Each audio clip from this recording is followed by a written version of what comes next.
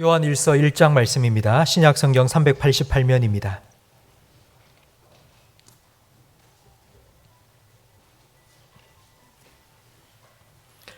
요한일서 1장 1절부터 4절까지 저와 성도님들 한 절씩 번갈아 가며 읽겠습니다.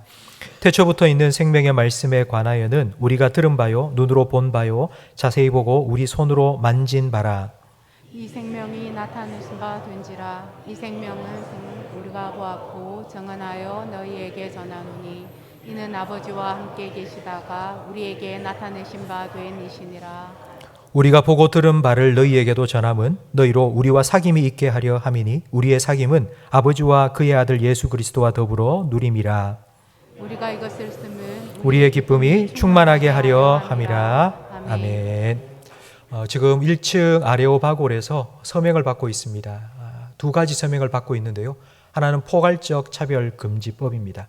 차별을 왜 금지하느냐가 아니라 포괄적 차별금지법입니다. 지금 우리나라에는 장애인이나 그리고 노약자들을 차별하지 말라는 법은 이미 제정되어 있습니다. 그런데 포괄적인 차별금지법을 만들어서 모든 사람이 차별하지 못하도록 막고 있는데, 이 포괄적 차별금지법이 이제 실행이 되면 우리 교회가 역차별을 당하게 됩니다. 그런 독소조항이 많이 있기 때문에 우리 교회들은 포괄적 차별금지법을 반대합니다. 내려가시면서 꼭 서명해 주시고요. 두 번째는 사립학교법입니다. 우리 기독교 정신으로 기독교 학교를 세워 지금 운영하고 있는 기독교 학교를 문교부에서 계속 간섭을 하여서 그렇게 운영하지 못하도록 막고 있는 법이 지금 사립학교법인데, 그 사립학교법을 재개정하게 해달라는 서명입니다. 이 두 가지 서명에 오늘 예배를 마치시고 그냥 돌아가지 마시고 꼭 서명하시고 돌아가시기 바랍니다. 우리 좌우에 계신 분과 인사 나누겠습니다. 잠깐만요. 지금 튀르키예 소식은 여러분 다 들어서 아실 겁니다. 우리가 고난주간 한 주간 동안 한 끼 금식 헌금을 꼭 했습니다. 그런데 이번에는 고난주간에 한 끼 금식 헌금을 하지 않겠습니다. 그 금식 헌금을 이번 주간으로 당겨서 하겠습니다. 다음 한 주간 동안 여러분이 생활하시면서 살아가시면서 점심 식사나 저녁 식사나 한 끼 금식하시고 그 한 끼 해당되는 금액을 우리 오늘 주보 사이에 나누어 드린 목적 헌금에 튀르키예 지진 구호금이라고 적어서 다음 주까지 내주시면 우리가 잘 전달해서 그 땅을 돕도록 하겠습니다. 그러니까 한 끼 금식 헌금을 우리 고난 주간에 하지 않고 미리 당겨서 한다는 거 꼭 기억하시고 다음 주에 함께 동참해 주시기 바랍니다. 우리 좌우에 계신 분과 인사 나누겠습니다. 잘 오셨습니다. 은혜 많이 받으세요. 지난주에 요한 1서 말씀을 처음 우리가 살펴보았습니다. 요한 1서를 기록한 목적은 예수님과 사귀고 그 사귐 가운데 기쁨을 누리는 것입니다. 이 요한 1서를 기록한 사람은 예수님의 제자인 요한입니다.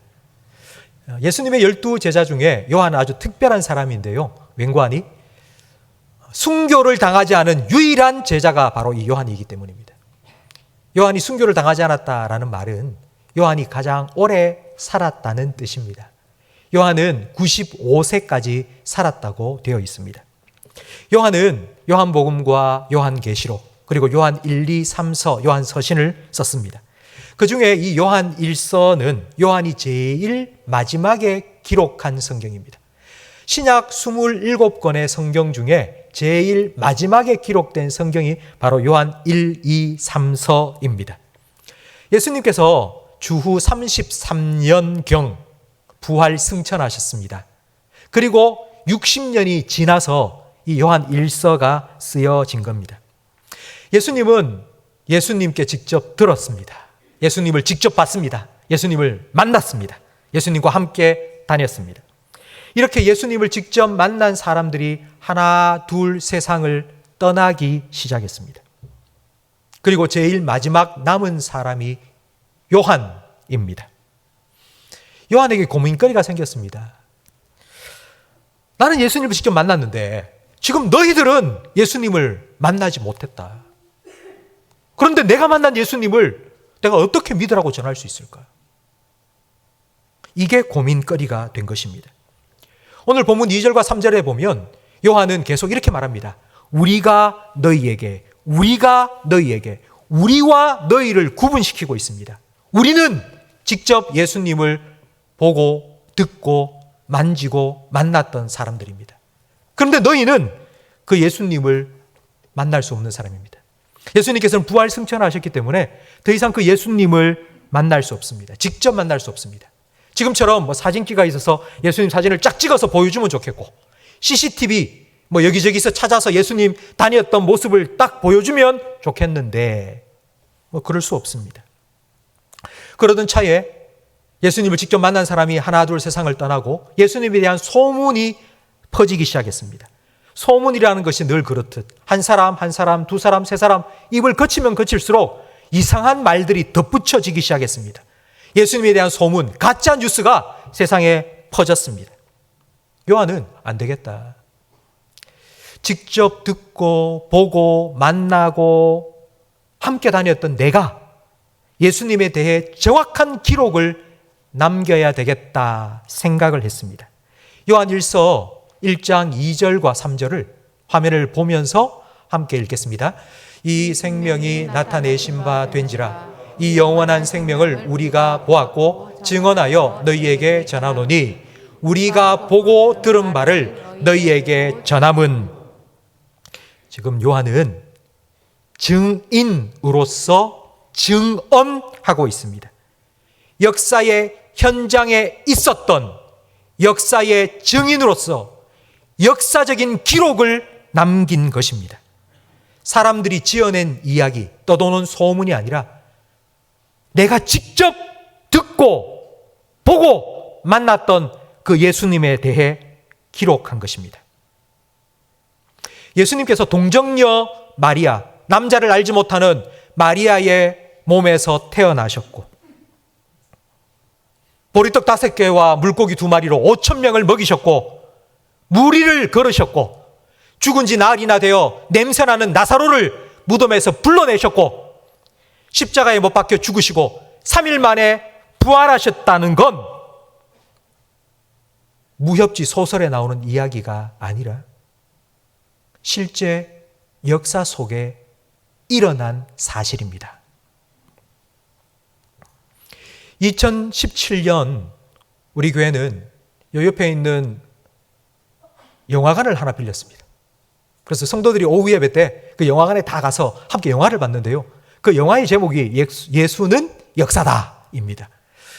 본 지가 벌써 한 6, 7년이 지났네요. 그렇죠? 그래서 아마 여러분 기억이 잘 나지 않으실 텐데 제가 잠깐 그 내용을 소개해 드리겠습니다. 신문 기자였던 리 스트로벨이라는 사람이 자기 아내와 딸과 함께 식당에 식사를 하러 갔습니다. 그런데 밥을 먹던 중 딸이 그만 사탕이 목에 걸려서 그냥 하다가 얼굴이 새파랗게 질려서 넘어간 겁니다. 어쩔 줄 몰라 하고 있는데 그 옆 테이블에서 식사를 하고 있던 간호사가 응급 조치를 취해서 딸아이의 목에 걸려있던 사탕을 빼내고는 다시 숨을 쉬도록 살려준 겁니다. 리 스트로벨은 그 간호사에게 당신이 오늘 이 식당에서 식사를 한 게 정말 우리에게는 행운입니다 라고 말했습니다. 그러자 그 간호사가 하는 말이 행운이라니요, 행운이 아니고 그건 다 하나님의 뜻입니다. 예수를 믿는 간호사였습니다. 그 일을 겪으면서 리 스트로벨의 아내는 예수님을 믿기 시작했습니다. 예수님을 얼마나 잘 믿었는지 리 스트로벨이 볼 때 자기 아내가 지금 맹신자가 된 거예요.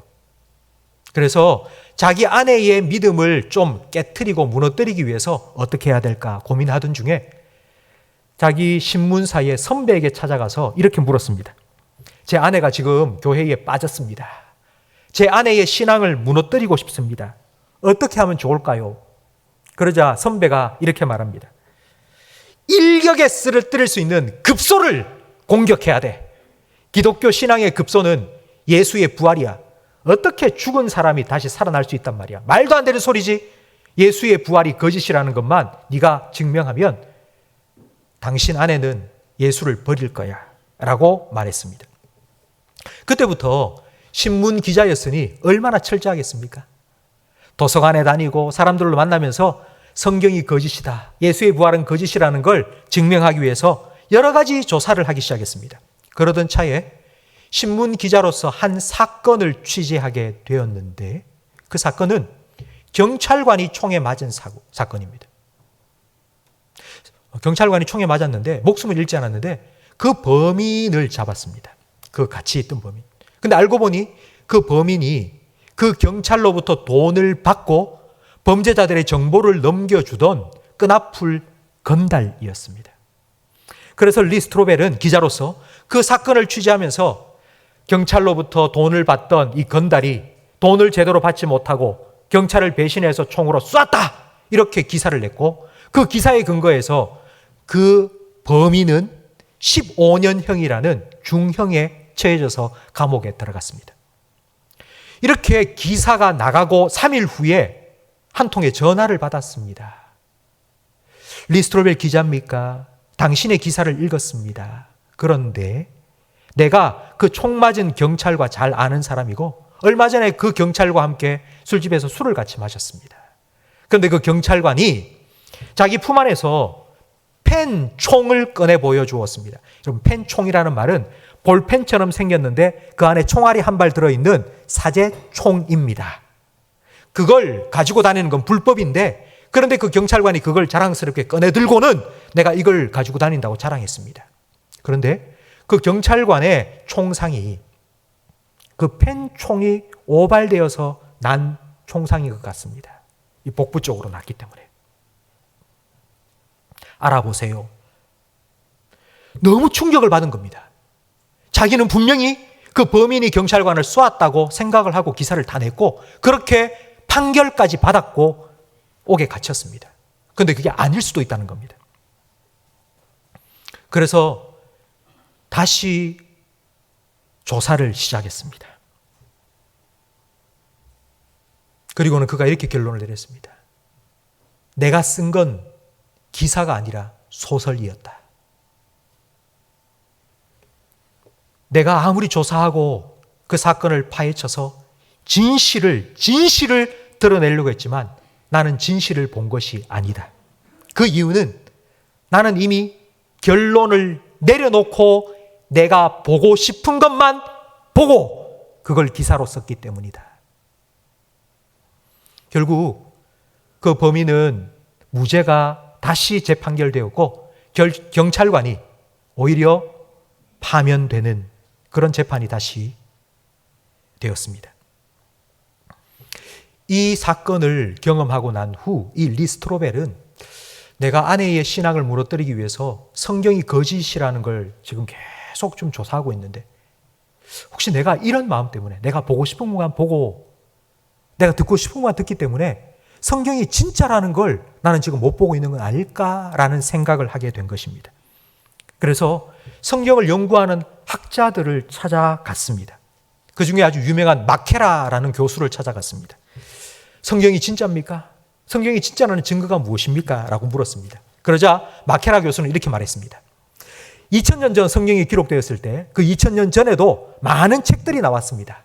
그런데 그 많은 책들을 사람들이 일일이 다 복사를 해서 손으로 기록한 사본이 있는데 아무리 유명한 사람들의 글, 여러분 아리스토텔레스라는 그리스의 유명한 철학자, 그 사람의 책도 지금까지 복사되어서 남아있는 책이 몇 권 되지 않습니다. 그런데 신약 성경은 사람들이 직접 기록해서 지금 복사본으로 남아있는 책이 5,843권이나 됩니다. 그 5,843권은 쌓아두면 땅으로부터 1,600m, 1.6km 그 정도 높이의 사본이 지금 남아있다는 겁니다. 그런데 더 중요한 것은 그 5,800권의 사본을 대조해보면 다른 게 없다는 겁니다. 그 5,800권의 사본이 다 똑같다는 거예요. 기록된 연대가 다 다르고 기록한 사람도 다 다른데 어떻게 이렇게 똑같을 수가 있냐고. 이것보다 더 성경이 진짜라는 걸 증명할 수 있는 또 다른 증거가 있겠냐고 말하는 것을 듣고는 깜짝 놀란 겁니다. 그리고는 역사학자인 게리 하스마스를 찾아갔습니다. 예수님의 부활이 역사적인 사실입니까? 라고 질문했습니다. 그러자 예수님의 부활이 사실이라는 여러 가지 증거들을 쭉 제시하면서 이제 마지막에 게리 하스마스 교수가 이렇게 말했습니다. 소설을 읽으면 재미있습니다. 그리고 감동을 받기도 합니다. 소설을 읽으면 눈물 짓기도 하고 그리고 웃기도 합니다. 하지만 그 소설이 역사를 바꿀 수는 없습니다. 역사적으로 일어난 사실만이 역사를 바꾸는 사건이 될 수 있습니다. 실제 그 일이 일어났기 때문에 그 일의 결과가 지금도 계속됩니다. 예수님께서 3일 만에 부활하셨기 때문에 그 예수님의 부활을 믿는 사람들이 지금도 목숨을 걸고 예수를 위하여 살아가고 있습니다. 이것보다 더 확실한 부활의 증거가 어디 있습니까?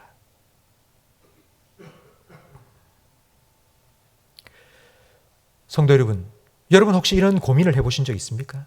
지금 내가 믿고 있는 예수님이 과연 실제 인물일까? 성경에 기록되어 있는데 2000년 전에 내가 믿고 있는 예수님은 도대체 어떤 분인가? 이 진짜인가 가짜인가? 혹시 그런 생각해 보셨습니까? 제가 청년부 교육자로 섬길 때입니다. 여름 수련회를 다 마치고 돌아와서 이제 수련회 평가회를 한다고 청년들과 함께 모여서 이야기를 하고 있는데 청년부 회장이 자기가 할 말이 있다는 거예요. 그리고 이렇게 말했습니다. 목사님, 제가 이번 수련회 때 목사님 말씀을 들으면서 한 가지 깨달은 게 있습니다. 뭔데? 예수님이 태어나고 죽고 부활한 게 역사적인 사실이라는 것을 깨달았습니다. 청년부 회장입니다. 모태신앙인입니다. 학교에서는 기독 동아리 활동을 열심히 하고 있는 청년이었습니다. 그런데 그 청년의 입에서 이번에 예수님이 역사적인 인물이고 실존 인물이고 예수님의 죽음과 부활이 역사적인 사실이라는 것을 제가 깨닫게 되었다. 이렇게 말하는 것을 제가 듣고 제가 만감이 교차했습니다. 제가 이걸 좋아해야 되나 아니면 슬퍼해야 되나, 제가 울어야 되나 웃어야 되나 헷갈렸습니다. 그 모임을 다 끝난 후 그 청년을 따로 불렀습니다. 야, 너는 지금까지 뭘 믿었니? 넌 뭘 믿고 살았니? 예수님을 믿긴 믿었는데요. 그 예수님이 실존 인물이다? 예수님이 실제로 존재했던 그런 사람이다? 그런 분이다? 저는 그건 믿지 않았다는 겁니다. 그냥 예수님 믿으면 천국 간다? 뭐 그거면 좋겠네 라고 생각을 하고 지금까지 교회를 다녔다는 겁니다.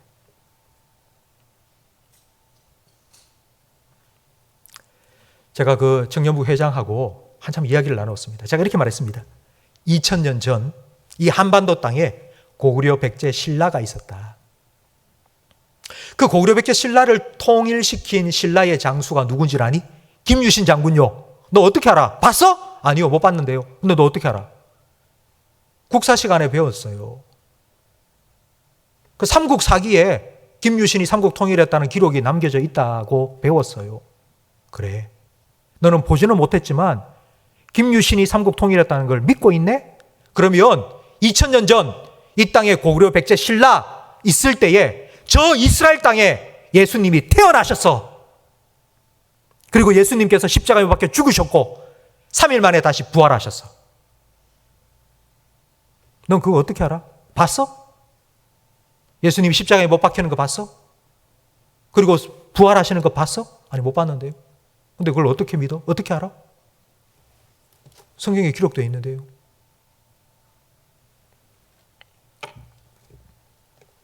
우리는 보지 못했지만 성경에 기록된 대로 성경이 소설이 아니라 역사적인 사실을 기록한 하나님의 말씀이기 때문에 우리는 이 성경을 통해서 성경에 기록된 예수님을 만나고 믿는 것입니다. 그래서 제가 이렇게 말씀드렸습니다. 이렇게 얘기했습니다. 만약 역사적 사실에 기초를 두지 않은 믿음은, 그 믿음은 모래 위에 집을 지은 것과 같다. 그건 금방 허물어져 버리고 말 거야. 지금 우리는 요한처럼, 요한 1서를 기록한 요한처럼 직접 예수님께 듣고 예수님을 보고 예수님을 만날 수 없습니다. 근데 우리가 어떻게 예수님을 만날 수 있죠? 우리가 어떻게 예수님을 믿게 되었죠? 성경 말씀을 통해서입니다. 예수님을 믿는다는 건 성경 말씀을 통해 기록된 그 예수님, 예수님이 어떤 분인지를 우리가 알고 그 예수님이 무엇을 우리에게 원하시는지를 알고 그 예수님을 알아가는 것입니다. 그래서 1절 말씀에 보면 예수님을 생명의 말씀이라고 표현합니다. 생명의 말씀이라는 뜻은 생명을 주는 말씀이라는 의미도 있지만 살아있는 말씀이라는 뜻도 있습니다. 지금 예수님께서는 살아계시고 부활하셔서 지금도 살아계시고 그 예수님께서는 이 성경 말씀을 통해서 우리에게 말씀해 주십니다. 우리는 그 예수님을 말씀을 통해 만납니다. 믿음은 바로 이 성경 말씀을 통해 예수님을 만나는 것입니다. 왜 이것이 중요한가 하면 하나님께서는 말씀으로 천지를 창조하셨습니다. 그리고 제일 마지막 날 하나님의 형상대로 사람을 만드셨습니다. 그때 하나님께서 이렇게 말씀하셨죠. 우리의 형상을 따라 우리의 모습대로. 왜 하나님은 한 분이신데 우리라고 하셨을까요? 하나님은 삼위 하나님으로 존재하시기 때문입니다. 성부 하나님, 성자 예수님, 성령님 삼위 하나님께서 함께 하나님의 형상대로 사람을 만드셨다고 말씀합니다. 하나님은 관계적인 존재이십니다. 이걸 성경은 이렇게 표현합니다. 저를 따라 하시기 바랍니다. 하나님은 사랑이다. 하나님은 사랑이다라는 말은 하나님은 관계를 원하신다라는 의미입니다. 하나님은 예수님을 사랑하십니다. 예수님은 하나님을 사랑하십니다. 그 사랑이신 하나님께서 그 사랑을 함께 나누기 위해서 우리를, 사람을 창조하신 겁니다. 만약 하나님께서 일시키기 위해 무언가를 만드셨다면 로봇을 만드셔야죠. 시키는 대로 척척 해낼 거 아닙니까? 하나님은 그것 때문에 사람을 만드신 것이 아니라 사람과 관계를 맺기 위해서, 관계를 위해서 하나님의 형상대로 사람을 만드신 것입니다. 그런데 이 관계를 깨뜨리는 일이 발생했습니다. 죄입니다. 죄. 성경을 보면 하나님께서 죄에 대하여서 너무나도 심각하게 생각하신다는 것을 알 수 있습니다. 죄, 내가 진멸할 것이다. 죄, 내가 도말할 것이다. 하나님께서 왜 그렇게 죄를 싫어하시는 걸까요? 하나님은 왜 죄에 대해서 그렇게 무섭도록 진노하시는 걸까요? 하나님이 하지 마라 한 걸 했으니까. 그래서 하나님이 기분 나빠서, 하나님께서 화가 나서 아니요, 아닙니다. 하나님이 왜 죄에 대해서 진노하시느냐? 그 죄가 하나님과 우리 사이를 깨트려버리고 하나님과 우리 사이를 멀어지게 만들기 때문에 하나님께서는 너무나도 가슴이 아프신 겁니다. 내가 사랑하기 위해서 만든 내 아들, 내 딸들이 그 죄로 인하여서 나와 멀어지지 말라고. 하나님께서는 그래서 죄에 대해서 그렇게 진노하시고 싫어하시는 것입니다. 하나님은 그 죄의 문제를 해결하기 위해서 예수님을 보내주셨고 십자가에 내어주셨습니다. 우리는 예수님 믿고 구원받는다는 말을 잘 알고 있습니다. 우리는 예수님 믿고 구원받았습니다. 근데 예수를 믿고 구원받았다는 말은 하나님과 깨어진 관계가 회복되었다는 의미입니다. 하나님과의 깨어진 관계가 회복되었다. 이것이 바로 에덴 동산으로의 회복입니다. 이것이 믿음이라면 믿음이 좋다는 건 어떤 의미일까요? 여러분, 믿음이 좋은 게 어떤 것입니까?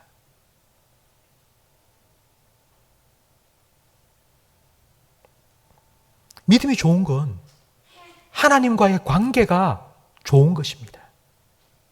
하나님하고 더 친한 것입니다. 하나님하고 더 가까워지는 것이 믿음이 좋은 것입니다. 믿음은 관계입니다. 믿음이 관계라는 것을 잘 보여주는 우리의 삶 속의 한 가지가 바로 연애와 결혼입니다. 처음 만난 사람하고 덜컥 결혼하는 사람 없죠. 만나야죠.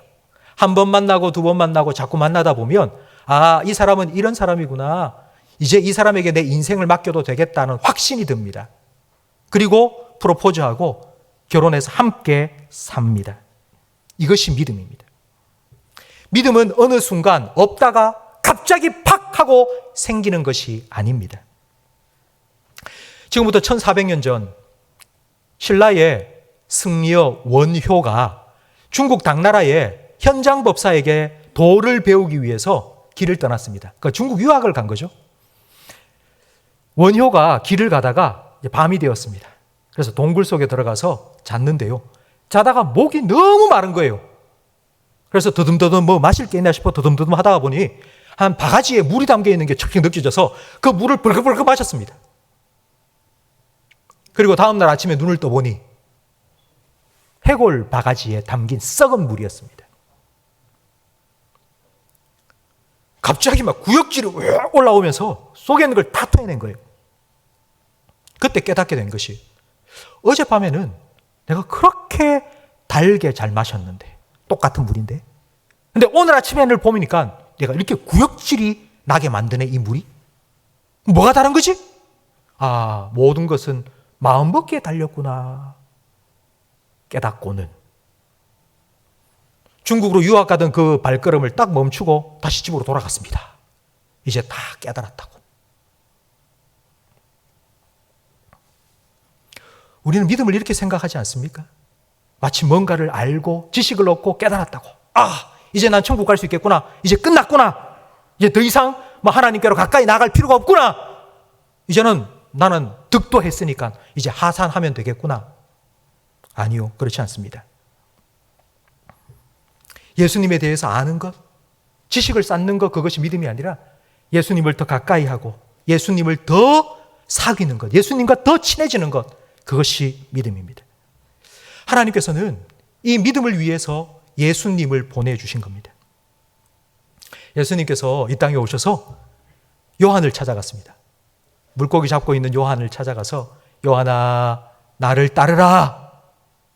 예수님께서 요한을 불러주셨죠. 요한은 예수님을 따랐습니다. 3년 동안 예수님과 함께 먹고 자고 예수님께 듣고 예수님 하신 일들을 보고 그렇게 예수님과 사귐을 가졌습니다.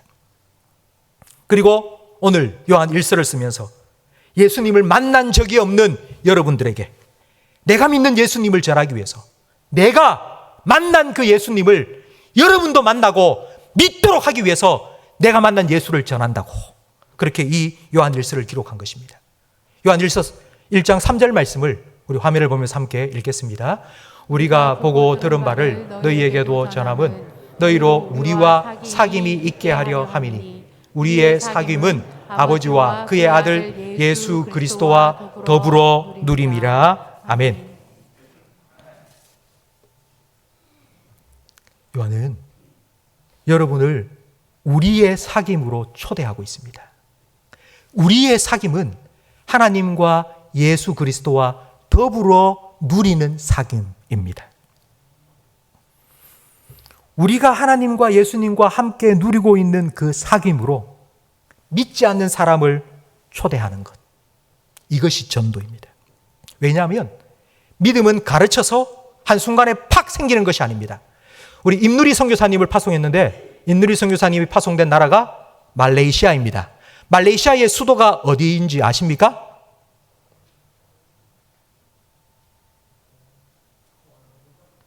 예, 쿠알라룸푸르입니다. 아마 모르신 분도 있으셨을 텐데요. 말레이시아의 수도가 쿠알라룸푸르입니다 라고 제가 딱 말하는 순간 아, 말레이시아의 수도는 쿠알라룸푸르이구나 라고 아셨습니다. 믿음은 이렇게 생기는 것이 아닙니다. 믿음은 절대로 이렇게 생기는 것이 아닙니다. 듣고 보고 느끼고 함께 하면서 깨닫는 시간이 필요합니다.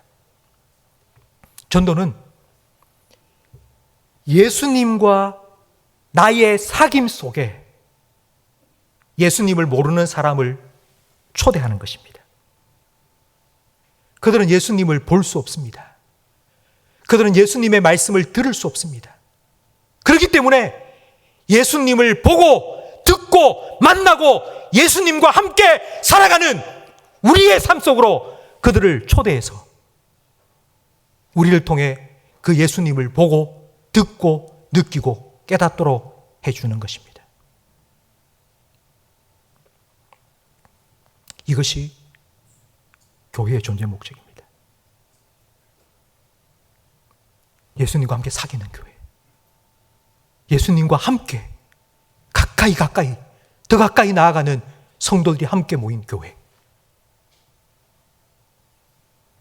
성도 여러분, 이 일은 하나님께서 우리를 위해, 여러분을 위해서 먼저 하신 일입니다. 예수님을 보내어 주셔서 하나님과 사귀며 사는 것이 무엇인지를 예수님을 통해 보여주셨습니다. 예수님은 늘 기도하셨고 하나님께 늘 감사하셨고 하나님을 믿고 의지하며 살아가셨습니다. 하나님과 사귀며 사는 것이 무엇인지를 예수님은 보여주시기 위해서 이 땅에 우리와 같은 육신을 입고 사람이 되어 오신 것입니다. 요한복음에 보면 예수님께서 이런 말씀을 계속 하십니다. 요한복음에 보면 나와 아버지가 함께 있는 것 같이 너도 아버지 안에 거하기를 원하노라. 내가 아버지로 말미암아 사는 것 같이 너도 나로 말미암아 살아가기를 원하노라. 하나님과 예수님 사이의 그 사귐 속에 우리를 초대해 주신 겁니다. 그것이 구원이고 그것이 영생입니다. 하나님께서는 천국 가는 방법을 우리에게 알려주시기 위해 예수님을 보내신 것이 아닙니다. 하나님께서는 내가 너를 사랑한단다. 내 사랑을 좀 받아주지 않겠니? 나와 사귀지 않겠니? 나와 함께 살아가지 않겠니? 우리에게 프로포즈 하시기 위해서 예수님을 보내셨습니다. 하나님께서 우리가 프로포즈 하는 것처럼 다이아몬드 반지를 쫙 열고 웅재야, 내가 너를 위해서 준비해서 다이아몬드 반지야! 그러면서 무릎을 딱 꿇고 내 사랑을 받아주지 않겠니? 그렇게 프로포즈를 하신 것이 아닙니다. 하나밖에 없는 자기의 독생자 예수님을 저를 위해 보내주셨고 십자가 위에 내어주시면서 내가 너를 사랑한다. 내가 이만큼 너를 사랑한다. 내 사랑을 받아주지 않겠니? 나와 함께, 나와 사귀지 않겠니?